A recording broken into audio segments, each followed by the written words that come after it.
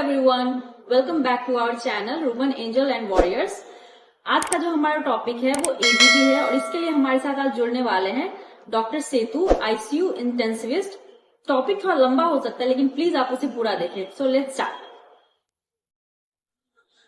Hello friends, welcome to our channel जिसे हम लोग प्यार से रॉ बुलाते हैं, रूबन एंजल एंड वॉरियर्स। मेरा नाम डॉक्टर सेतु वरुण कुमार है और मैं यहाँ एज एन इंटेंसिविस्ट काम करता हूँ। आज एक बहुत ही इंपॉर्टेंट टॉपिक के बारे में हम लोग एक छोटा सा डिस्कशन करेंगे जिसका नाम है आर्टीरियल ब्लड गैस। ठीक है, आज का हमारा टॉपिक है आर्टीरियल ब्लड गैस, जिसको हम लोग शॉर्ट में एबीजी भी बोलते हैं। ठीक है, ये क्यों करते हैं, इसका क्या फायदा है, इसको कैसे इंटरप्रेट करते हैं, इसके बारे में एक छोटा सा वीडियो है। ये समझना है कि ये टॉपिक बहुत बड़ा है, इसमें बहुत ज्यादा समय लग सकता है, लेकिन हम लोग बहुत ही सेलिएंट फीचर्स को ही अभी टच करेंगे। सिंपल फैक्ट्स जो कि बहुत इंफॉर्मेटिव हो, सिंपल हो, अंडरस्टैंडेबल हो। हमारे पास आईसीयू में अक्सर ही पेशेंट्स आते हैं जिनका सबसे पहला टेस्ट अगर हम लोग कुछ बोलते हैं तो वो बोलते हैं कि यार शुगर कर लो और उसके बाद एबीजी कर लो। क्यों करते हैं, क्यों इतना इंपॉर्टेंट है? वो एक सिंपल सा टेस्ट जो कि सबसे ज्यादा इंपॉर्टेंट है, सबसे प्रायोरिटी वाला है। एबीजी करने में हम लोगों को कितना समय लगता है? अगर कोई भी आईसीयू में काम कर रहा हो तो उसको शायद पता हो कि 1 मिनट के भीतर हम लोग सैंपलिंग कर सकते हैं और 1 मिनट में उसका रिपोर्ट आ जाता है। तो 2 मिनट में ही हमारे पास एक ऐसा रिपोर्ट आता है जिसमें बहुत ज्यादा वैल्यूएबल इंफॉर्मेशन है पेशेंट के बारे में। मेनली क्या इंफॉर्मेशन होता है? सबसे पहले एक होता है पीएच के बारे में बात करते हैं हम लोग। पीएच जो ब्लड हम लोग का नॉर्मल रहना चाहिए 7.4 के अप्रॉक्स रहना चाहिए, तो वो उसके अगल बगल है नहीं। पीएच का क्या सिग्निफिकेंस है थोड़ी देर में फिर हम लोग बात करेंगे। और क्या नंबर्स है उसमें? अगला नंबर ऑक्सीजन और कार्बन डाइऑक्साइड के बारे में बताता है। ऑक्सीजन वो चीज है जो हमारे शरीर में जब हम लोग हवा से इनहेल करते हैं तो शरीर में आता है, लंग्स में आता है और फिर ब्लड में जाता है। उसी से सारा मेटाबॉलिक प्रोसेस होगा। तो अगर ऑक्सीजन की कमी है तो प्रॉब्लम है, तो वो चीज तुरंत पता चलेगा। कार्बन डाइऑक्साइड क्या है? वेंटिलेशन हमारा शो करता है कि अगर हम लोग सांस ले रहे हैं और सांस जब छोड़ते हैं तो उसमें कार्बन डाइऑक्साइड बाहर निकल जाता है। एडिक्वेटली वो बाहर निकलना चाहिए और शरीर में एक पर्टिकुलर रेंज में रहना चाहिए। अगर उससे बहुत ज्यादा या बहुत कम है तो इसका मतलब है कि कुछ खतरा है और उसके लिए हमें काम करना होगा। तो अब एक बेसिक चीज हम लोग जानेंगे, पीएच। पीएच क्या होता है? एक पानी का पीएच होता है जनरली 7.0, लेकिन जब हम लोग ब्लड की बात कर रहे हैं, ब्लड में बहुत सारे केमिकल्स हैं और उसका एक न्यूट्रल पीएच आता है, वो होता है 7.4। हमेशा एक रेंज की बात करते हैं, जनरली 7.36 to 7.44 की बात करते हैं। जब हम लोग कार्बन डाइऑक्साइड की बात करते हैं, मतलब कि पेशेंट के वेंटिलेशन की प्रॉपर्टीज की बात कर रहे हैं, तो carbon dioxide on an average रहना चाहिए 40, फिर रेंज हमेशा रेंज की बात करेंगे तो 35 to 45 रहना चाहिए।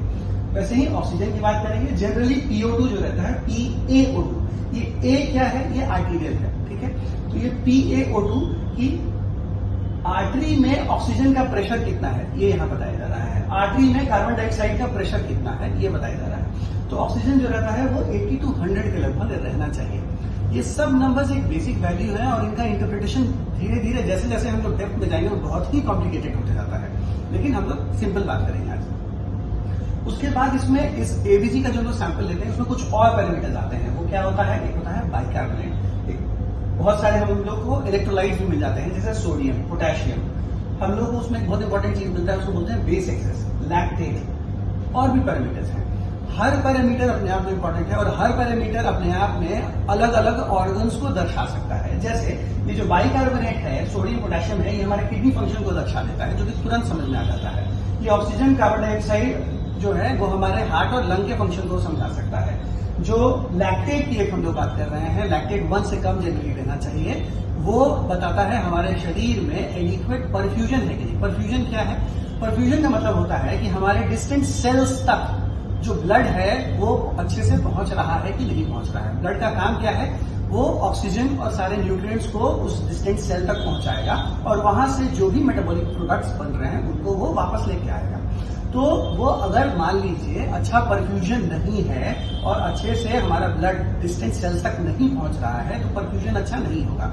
उसके कारण से मेटाबोलाइट्स बढ़ेंगे, ऑक्सीजन सेल्स तक नहीं पहुंचेगा तो फिर लैक्टेट बढ़ने लगता है। तो लैक्टेट, तो इससे हम लोग को ये समझ में आ सकता है कि लैक्टेट बढ़ रहा है मतलब परफ्यूजन खराब है। हो सकता है पेशेंट में फ्लूइड की कमी हो सकता है पेशेंट ट्रॉमा का हो और उसको बहुत ब्लड लॉस हो रहा हो, और उसमें हम लोगों को ये चीज तुरंत गाइड करता है कि अगर लैक्टेट बढ़ा हुआ है तो उधर से सोचना है। सपोज किसी का कार्डियक फंक्शन अच्छा नहीं है और वो ठीक से हार्ट जो है उसका जो नॉर्मली पंप कर देना चाहिए था, हार्ट की वो पंप है ना जो ब्लड को हर डिस्टिंक्ट पार्ट तक पहुंचा रहा है, तो अगर उसमें प्रॉब्लम हो रहा है तो भी लैक्टेट बढ़ेगा। लैक्टेट अगर मान लीजिए हम लोग सांस ले रहे हैं और लंग ही हमारा अच्छे से काम नहीं कर रहा है, ऑक्सीजन लंग्स में गया नहीं, तो वैसे केस में भी जब ऑक्सीजन ही नहीं पहुंचा तो एरोबिक रेस्पिरेशन होगा नहीं, तो वैसे में भी लैक्टेट बढ़ेगा। तो एक सिंपल सा ये है वैल्यू लैक्टेट, जो कि हम लोगों को इतनी सारी चीजों के बारे में बता सकता है। आपको अपने पेशेंट को देखना है और आपको ये इंडिविजुअल नंबर्स को देख के समझना होगा कि ये शायद किस ऑर्गन की तरफ हम लोग को इशारा कर सकता है। ठीक है, ग्लूकोज के बारे में बताता है। कभी कभी एक पेशेंट आपके पास बेहोश हो गया और पहला प्रिलिमिनरी टेस्ट हम लोग बोलते हैं ग्लूकोज चेक कर लीजिए, उसको हम लोग को समझ में आ जाता है। इतना सारा जानकारी जो है वो सिर्फ एक छोटे से 10 से 15 सेंटीमीटर के पेपर पे हम लोग को 2 मिनट के भीतर मिल जाता है, जो लगभग हम लोग को मैक्सिमम ऑर्गन्स के बारे में, फंक्शनिंग के बारे में एक बहुत ही रफ लेकिन इंस्टेंट आइडिया देता है, जो कि एक पेशेंट के मैनेजमेंट में बहुत ही ज्यादा यूजफुल होता है। अब हम लोग थोड़ा सा इंटरप्रिटेशन के बारे में आएंगे।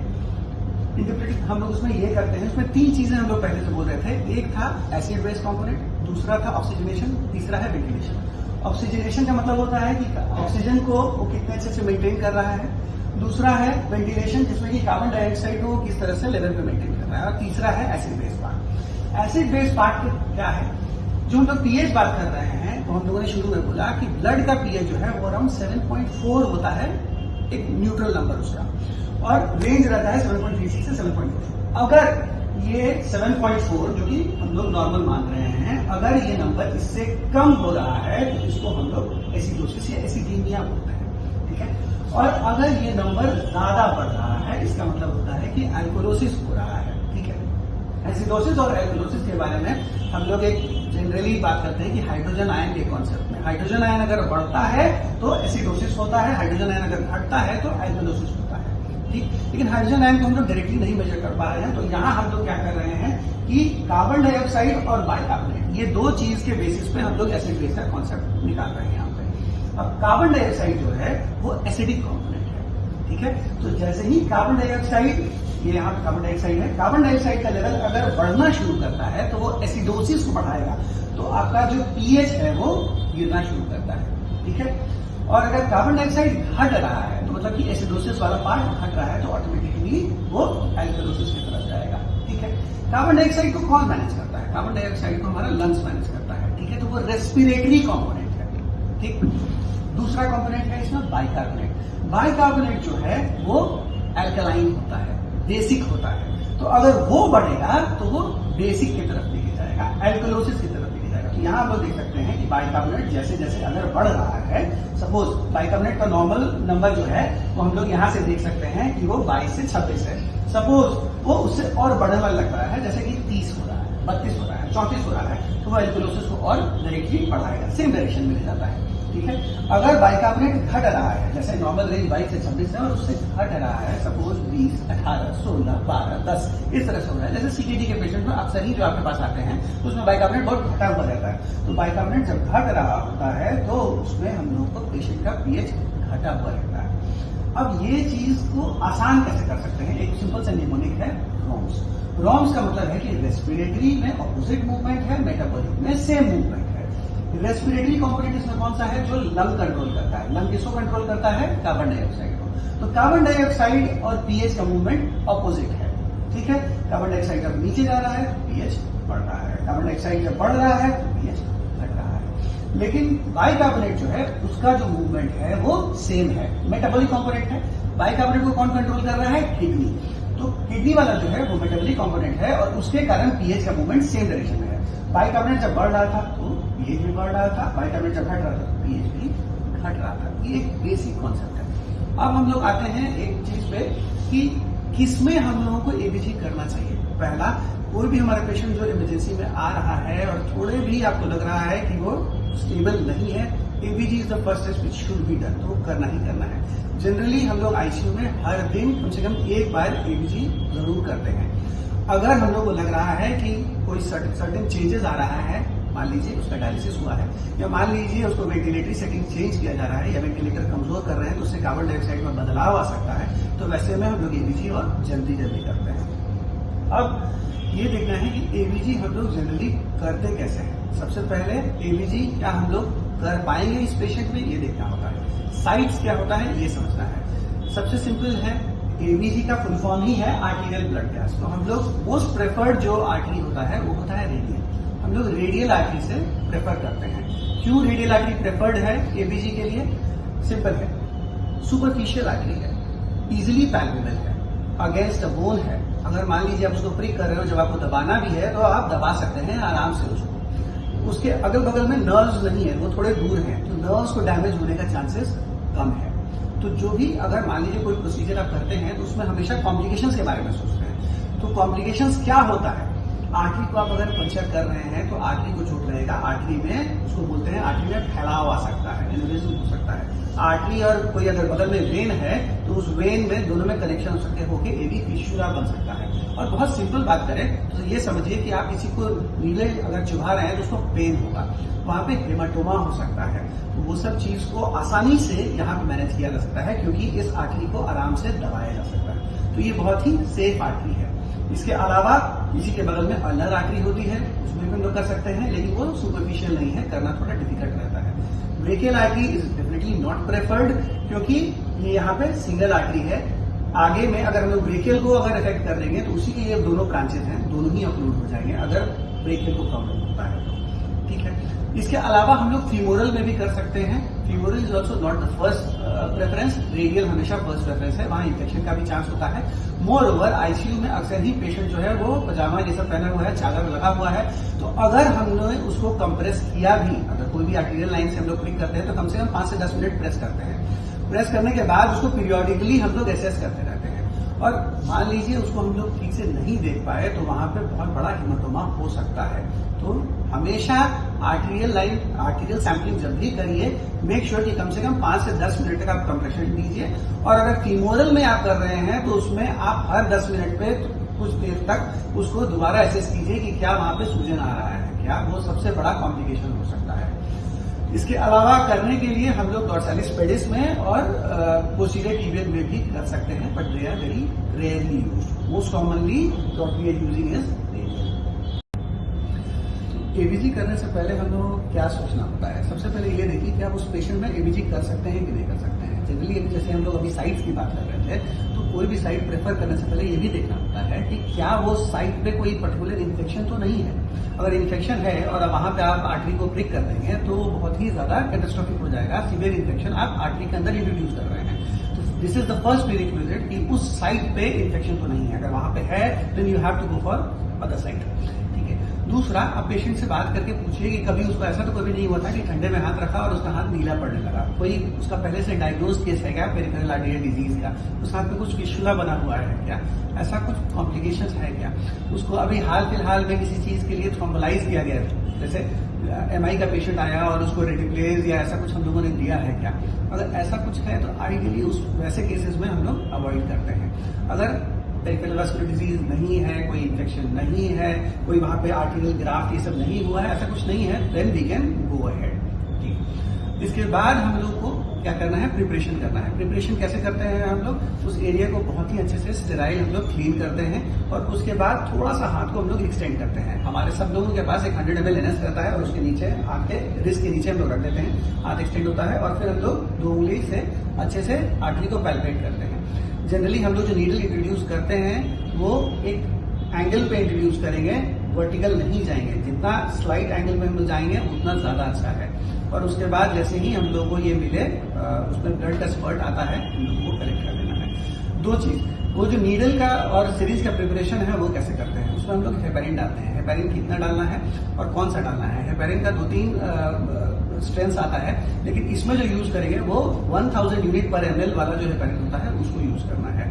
उसमें से हम लोग जो सिरिंज है उसमें हम लोग जो वायल है उसमें डालेंगे और उसके बाद लगभग 1 ml तक हम लोग एस्पिरेट करेंगे और पूरा का पूरा वापस हम लोग उस वायल में रिटर्न कर देंगे। ये चीज समझने वाली है कि हमारे सिरिंज में बिल्कुल भी हेपेरिन दिखना नहीं चाहिए। जो उसके हब में, जो सिरिंज के जो नीडल के हब में जितना हेपेरिन रह गया, that is more than enough to anticoagulate 1 ml of blood. वो जनरली क्वांटिटी जो रहता है वो 0.05 से 0.1 ml ही रहता है, उतना भी नहीं।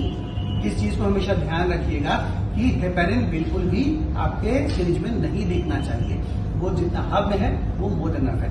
हेपेरिन के ज्यादा रहने से भी प्रॉब्लम होता है। हेपेरिन में ऑक्सीजन और कार्बन डाइऑक्साइड थोड़ा सा रह सकता है, जिसके कारण आपका नंबर गड़बड़ आ सकता है। ये चीज को हमेशा ध्यान दीजिए। दूसरा है, एक बार आपने जब सैंपल कर लिया तो उस सैंपल को तुरंत ही हम लोग एसेस करना होता है। आइडियली उसको 2 से 3 मिनट के भीतर एसेस करना है। अगर आपको लग रहा है कि वो सैंपल का एसेसमेंट आप 15 मिनट से ज्यादा तक आपको टाइम लगेगा एसेस करने में, तो उसको हम लोग आइस बैग पे हम लोग उसको रख देते हैं। लेकिन उसमें भी आधे घंटे से 45 मिनट से ज्यादा वेट नहीं करना चाहिए। अगर उतना ज्यादा डिले हो रहा है then the sample is of no value. उसको आप एक लीजिए और दूसरा सैंपल लीजिए। प्रॉब्लम क्या हो सकता है ये सोचिए। वो जो आप सैंपल ले रहे हैं एबीजी का, आर्टिफिशियल ब्लड गैस का, उसमें प्लेटलेट्स भी है और डब्ल्यूबीसी भी है, जो कि ऑक्सीजन को अच्छा खासा कंज्यूम करेगा। तो जब कंज्यूम करेगा तो वो जैसे जैसे समय ज्यादा बीत जाएगा तो वो जो सैंपल है आपका 1 ml वाला, उसमें से ऑक्सीजन के लेवल को कम कर देगा। तो आपको जो एक्चुअल वैल्यू चाहिए था वो नहीं आएगा। मोर ओवर, जैसे अगर आरबीसीज है वो अगर टूट रहा है तो उसमें पोटेशियम का लेवल फिर बढ़ने लगेगा। तो वो वैल्यू नहीं, मतलब फिर उसका कोई वैल्यू नहीं है उतना इंपॉर्टेंट टेस्ट का। बेस्ट इज आप सैंपल लीजिए और तुरंत जितना जल्दी हो सके उसका असेसमेंट कीजिए। जब सैंपल लीजिए तो ये जरूर देखिए कि उसमें एयर नहीं हो। एयर जो होता है उसका जनरली PO2 जो रहता है वो अराउंड 150 होता है। ये चीज को समझिए। अगर आपका पेशेंट है और उसमें आपने सैंपल लिया और उसका PO2 नॉर्मली अगर आना चाहिए था 80 और उसमें आपने उस सैंपल में एयर मिला दिया, एयर में PO2 जो है वो है 150, तो 80 और 150 बैलेंस करने की कोशिश करेगा ना तो हमेशा नंबर बढ़ेगा। इस चीज को समझिए। अगर आपका पेशेंट का नंबर 150 से ज्यादा था, 300 या ऐसा कुछ था उसका PO2, ठीक है, वेंटिलेटर से ज्यादा ऑक्सीजन दे रहे थे, PO2 ज्यादा है, उसमें अगर एयर मिला हुआ है तो एयर का कितना है 150। वेंटिलेटर के कारण अगर इसका 300 होने वाला था तो वो 150 की तरफ आएगा तो घटेगा। तो इसको इक्विलिब्रियम कहते हैं। वो 150 के तरफ आएगा। अगर उसका ऑक्सीजन ज्यादा है तो वो कम होगा, अगर ऑक्सीजन कम है तो वो ज्यादा दिखेगा। तो इसीलिए गलती से भी उसमें ऑक्सीजन मतलब एयर हम लोगों को नहीं रखना है। एयर तुरंत स्टार्ट कीजिए। हमेशा आप लोग सुनते होंगे कि तुरंत उसमें से ब्लड को लास्ट पॉइंट तक निकाल लीजिए, ठीक है। तो ये हुआ हम लोगों का टेस्ट करने का तरीका। इसके बाद हम लोग एक बार जब असेसमेंट करके लाते हैं तो तुरंत ही जो भी वहां पे अपने सीनियर हैं और कोई डॉक्टर हैं तो उनको जरूर दिखाइए, जितना जल्दी हो सकता है दिखाइए। क्योंकि कभी कभार जो आपको नंबर जो हम लोग अभी तक रेंज बता रहे हैं ना, वो नंबर आपको सही नहीं लगेगा, समझ में आना मुश्किल होगा। इन द सेंस हो सकता है कि पीएच जो रहेगा वो 7.4 ही दिखेगा, लेकिन उसका कार्बन डाइऑक्साइड जो रहेगा 10 रहेगा और बाइकार्बोनेट जो रहेगा वो 8 रहेगा। इसका मतलब ये है कि शायद एक तरह से समझिए कि अगर किसी पेशेंट का किडनी बहुत खराब है और उसमें जो एसिड है वो ज्यादा होने लगा, जिससे कि बाइकार्बोनेट की मात्रा बहुत घट गई, तो बाइकार्बोनेट की मात्रा अगर घट गई, इसको बैलेंस करने के चक्कर में वो पेशेंट बेचारा बहुत तेजी में सांस लेगा। वो तेजी में सांस लेगा तो उसका कार्बन डाइऑक्साइड भी घट जाएगा। तो दोनों अगर बराबर घट रहा है, एक अनुपात में घट रहा है, तो अल्टीमेटली वो पीएच को नॉर्मल ला देगा। तो सिर्फ अगर आप ये देख रहे हैं कि पीएच नॉर्मल है और आप खुश हो गए तो नहीं, वो बहुत बड़ा खतरा हो सकता है। इसीलिए आप सारे नंबर्स को देखिए, लेकिन तुरंत अपने एक बार सीनियर को दिखाइए जिससे कि वो सारे नंबर्स को इवेल्युएट कर सके। ये सबसे जरूरी है, इसमें कोई कंफ्यूजन नहीं रहना चाहिए। बाकी आखिरकार जब हम लोग ये डिसाइड कर लेते हैं कि एसिडोसिस है या एल्कलोसिस है, तो उसमें हम लोग डिसाइड करते हैं कि हाँ भाई वो मेनली लंग्स के कारण प्रॉब्लम हो रहा है या किडनी के कारण या कुछ और कारण से हो रहा है। और उसमें जैसे अगर मेटाबॉलिक एसिडोसिस है तो मेटाबॉलिक एसिडोसिस में कौन सा टाइप का है, मेटाबॉलिक एल्कलोसिस है तो उसमें वैसे ही डिफरेंशियल डायग्नोसिस में कितना सारा रीजंस है। आपको हर एक रीजन के बारे में सोचना होगा और तब आपको अपने पेशेंट को ट्रीट करना है। कभी कोई नंबर ट्रीट नहीं करना होता है, आपको वो सारे नंबर से एक वैल्यू निकालना है जिससे ये समझना है कि मेरे पेशेंट को शायद ये प्रॉब्लम है। रेस्पिरेटरी एसिडोसिस है तो क्यों है, रेस्पिरेटरी एसिडोसिस जानना इंपॉर्टेंट नहीं है, उसका लॉजिक जानना इंपॉर्टेंट है कि क्यों है और तब आप उस चीज को ट्रीटमेंट करिए। ये सबसे इंपॉर्टेंट है। Thank you very much for watching this video. और इस तरह के और भी इन्फॉर्मेटिव वीडियोस देखने के लिए हमारे चैनल को लाइक कीजिए, सब्सक्राइब कीजिए और ज्यादा से ज्यादा शेयर कीजिए। Thank you.